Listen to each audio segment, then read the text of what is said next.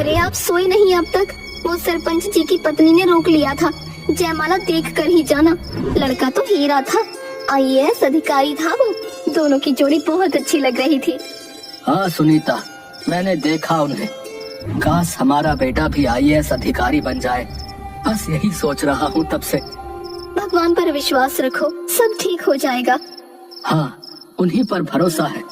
इस साल वो 12वीं पास कर लेगा। कॉलेज में पढ़ाई के लिए उसे शहर भेजना है। लेकिन उसके लिए पैसे कहाँ से आएंगे? इस बार फसल बहुत अच्छी हुई है।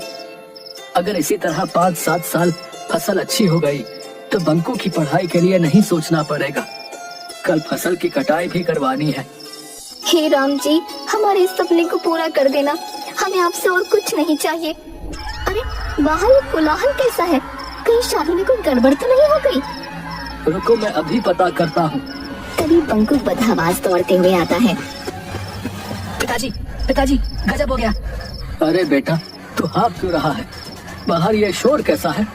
पिताजी, हमारे खेत में आग लग गई है। बारात वालों के पटाखों से शायद आग लग गई। ओह, बहुत बुरा हुआ। हमें खेत पर जाना होगा अभी। देखो जी, ठीक से जाना, तुम्हारी तबीयत ठीक नहीं लग रही। बंकू, तू पिताजी के पीछे पीछे जा। रतन और बंकू दोनों दौड़ते हुए अपने खेत पर पहुंचते हैं। वहाँ काफी भीड़ लगी हुई थी। कोई धूल मिट्टी से तो कोई पानी फेंक कर खेत में लगी आग को बुझा रहा था। हटो हटो, मुझे आगे जाने दो। हे भगवान, ये क्या हो गया? मैं तो पूरी तरह बर्बाद हो गया। रतन, आगे मत जाओ। आग भयानक रूप ले चुकी है। भगवान पर भरोसा रखो, वो सब ठीक कर देंगे। नहीं पंडित जी, अब कुछ नहीं हो सकता। मैं तो पूरी तरह से बर्बाद हो गया। रतन वहीं पर गिर पड़ता है। अरे कोई पानी मारो रतन को, लगता है बेहोश हो गया। रतन को बंकू और ज्ञानचंद मिलकर घर ले आते हैं। करीब 1 सप्ताह तक घर में मातम छाया रहता है। तभी 12वीं क्लास का रिजल्ट पेपर में आता है। बंकू का दोस्त दीपू दौड़ता हुआ रतन के घर आता है। बंकू, रिजल्ट आ गया है।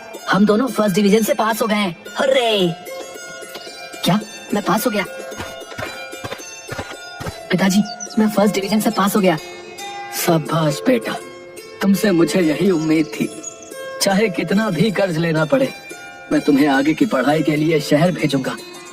माँ, मैं पास हो गया। माँ, जुग जुग जियो बेटा, भगवान सदा इसी तरह तुम पर कृपा बनाए रखें। रात में सोते वक्त बंकू की आगे की पढ़ाई के बारे में क्या सोचा है आपने? हमारे पास तो खाने के लिए भी पैसे नहीं है, फिर उसका शहर में पढ़ाई का खर्च कहाँ से आएगा? अपना खेत गिरवी रख देंगे। क्या? अगर खेत गिरवी रख दोगे तो खेती कहाँ करोगे? पैसे कैसे चुकाओगे और हम खाएंगे क्या? शहर जाकर मजदूरी करेंगे। दूसरे दिन रतन सेठ करोड़ी मल के पास जाता है।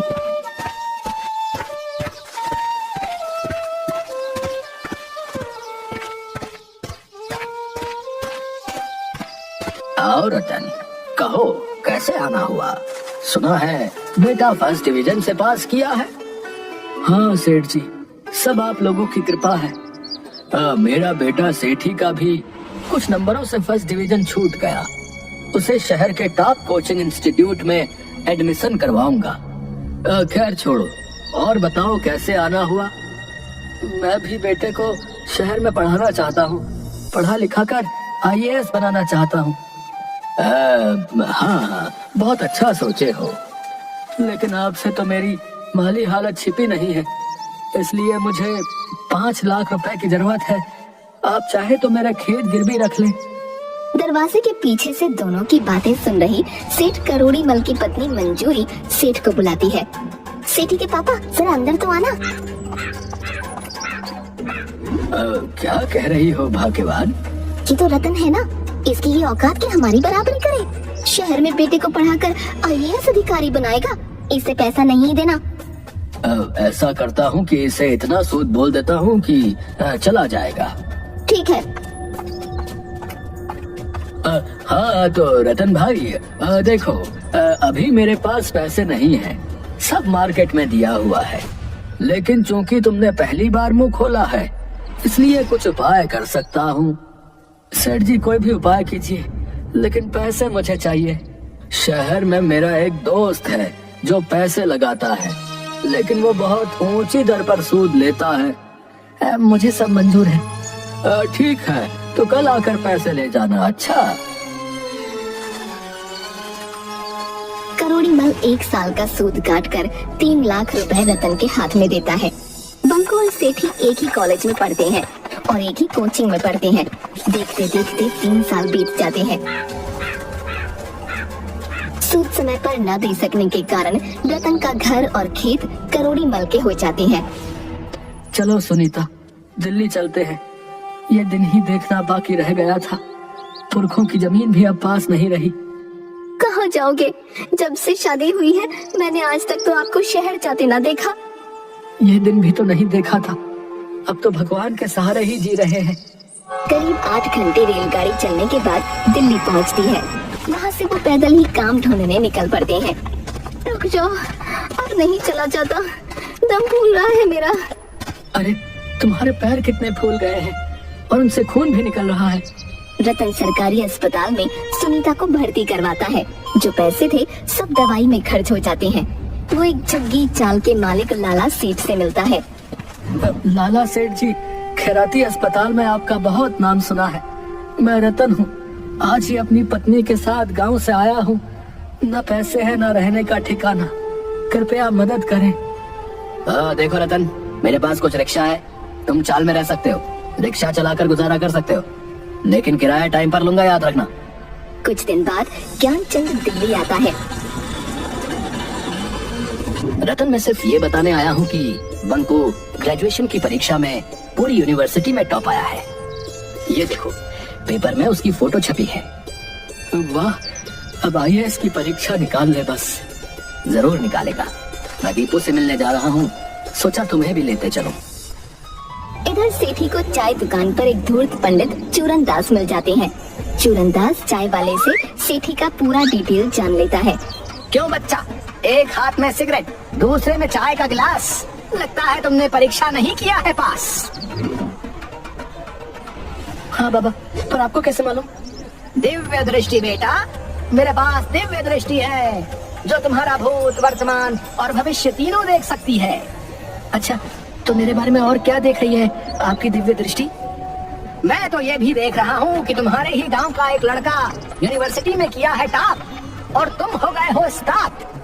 तुम्हें सता रहा है बाप का डर, जी कर रहा है कि जाए मर। बाबा, आप तो अंतर्यामी हो, मुझे बचा लो। मैंने पापा का लाखों रुपया फूंक दिया है। आप मुझे बचा लो, आप मुझे पापा से बचा लो। आप जितना कहोगे उतने रुपया दूंगा। ठीक है, लेकिन इसके लिए तुम्हें अपने घर परिवार के बारे में हर छोटी बड़ी चीज मुझे बतानी होगी। ठीक है, मैं A to Z बताऊंगा, लेकिन मुझे पापा की डांट से बचा लो बस। ठीक है, तो मैं भी वादा करता हूँ कि तुम्हें डांट तो दूर, तुम्हारी आरती उतारी जाएगी। लगभग 1 सप्ताह तक सेठी से उसके घर परिवार के बारे में सब कुछ उगलवा कर सेठी के साथ बाबा चूर्ण दास उसके घर पहुंचते हैं। पापा, ये बहुत पहुंचे हुए बाबा है। बहुत रिक्वेस्ट करने पर हमारे साथ आए हैं। देख लो मंजूरी, तुम्हारा बेटा किसी भी सड़क छाप पंडित को बाबा समझकर अपने घर ले आता है। जाओ उसे कुछ पैसे देकर भगा दो। बहुत देखे ऐसे फकीर बाबा। तभी बाहर बैठा चूरन दास बोलता है, अलख निरंजन, कहाँ गया मेरा युवा दास? तेरे पिताजी को मुझ पर नहीं है विश्वास। जा रहा है बाबा, जल्द होगा इस घर का सत्यानाश। प्रणाम बाबा। अरे बाबा मत जाइए, इनका तो काम ही है बकबक करना। सठिया गए हैं ये। तुम बड़े घर की हो बेटी इकलौती। शादी के वक्त करोड़ी के पास था बस 2 जोड़ा धोती। तुम्हारे पिता का देखता था ये कारोबार, उन्हें जेल जाने से बचाया था कई बार। महाराज, आप तो सर्वज्ञानी हैं। अंदर चलिए ना महाराज, पहले कुछ खा पी लीजिए, तब उपाय बताइएगा विपत्ति से निकलने का। नहीं बालिके, बाबा का हुआ है यहाँ अपमान, नहीं करेगा बाबा यहाँ खान पान। तेरा पति उड़ाया है मेरी खिल्ली। हाल ही में गया था जब दिल्ली, तो इसकी गाड़ी से मर गई थी काली बिल्ली। इतना सुनते ही करोड़ी मल घबरा जाता है और बाबा के चरणों में गिर पड़ता है। बाबा, मुझे माफ कर दो। बाबा, मुझसे गलती हो गई। मैं आपको नहीं पहचान पाया, क्षमा कर दो बाबा। उठो भक्त, क्या तेरा और क्या मेरा, जहाँ जागा वहीं सवेरा। तुम लोगों पर है 7.5 करना होगा दान एक हाथी, तब जाकर मिटेगा घर से कलेश और तेरा बेटा बनेगा IAS। एक हाथी की कीमत 31 लाख रुपए होती है बाबा, कोई कम का उपाय बताओ। नहीं बाबा, आप उपाय कीजिए, पैसों की चिंता मत कीजिए, ये तो सठिया गए हैं। बेटा IAS बनेगा तो करोड़ों मिलेंगे दहेज में, ये नहीं समझ आ रहा है नहीं। ठीक है बालिके। आग में लाल मिर्च जलाकर ओम मैम थुमथाम सभी कलेश को कर दे खाक, भूत प्रेत का हो तलाक, कोई न करे ताक झाक, कटा आलू निकला 4 फाक, घर के चारों कोनों में रख दो, लाल कपड़ों में इसको झांक। चूरनदास 31 लाख रुपए लेकर चंपत हो जाता है। 1 साल बीत जाता है। सेठ को व्यापार में 2 करोड़ का नुकसान हो जाता है। जमीन मकान सब गिरवी रखा जाता है। उधर रतन दिल्ली जाकर रिक्शा चलाने लगता है। बंकू भी IAS का इंटरव्यू देने के लिए दिल्ली गया होता है। रतन बंकू को अचानक अपनी ओर आता देख सक पका जाता है और रिक्शा दूसरी तरफ ले जाने लगता है। अरे रिक्शा वाले बाबा, कहाँ जा रहे हो? मुझे देर हो रही है, मेरा इंटरव्यू छूट जाएगा। ठंड में टाइम का पता नहीं चला। अब मुझे दूसरी जगह इमरजेंसी में जाना है बेटा, कोई दूसरी सवारी देख लो। इतनी ठंड में आपके अलावा कोई सवारी नहीं है यहाँ। मेरे माँ बाप का सपना टूट जाएगा बाबा, प्लीज हमें पहुँचा दो। रतन आसपास देखता है तो सच में वहाँ कोई सवारी नहीं थी। वो बंकू को रिक्शे पर बैठाकर तेजी से इंटरव्यू स्थल पर पहुँचा देता है। कितने पैसे हुए बाबा? जाओ बेटा, पहले इंटरव्यू दो, तुम मेरे बेटे जैसे ही हो। नहीं बाबा, आपकी सोच को मेरा सलाम है, लेकिन मेहनत के पैसे तो लेने पड़ेंगे ना। तभी अचानक हवा के कारण रतन के मुंह पर से कंबल हट जाता है। अरे पिताजी, आप? बेटा ये सब बाद में पूछना, ये एक लंबी कहानी है, पहले इंटरव्यू देकर आओ, मैं यहीं पर तुम्हें मिलूंगा।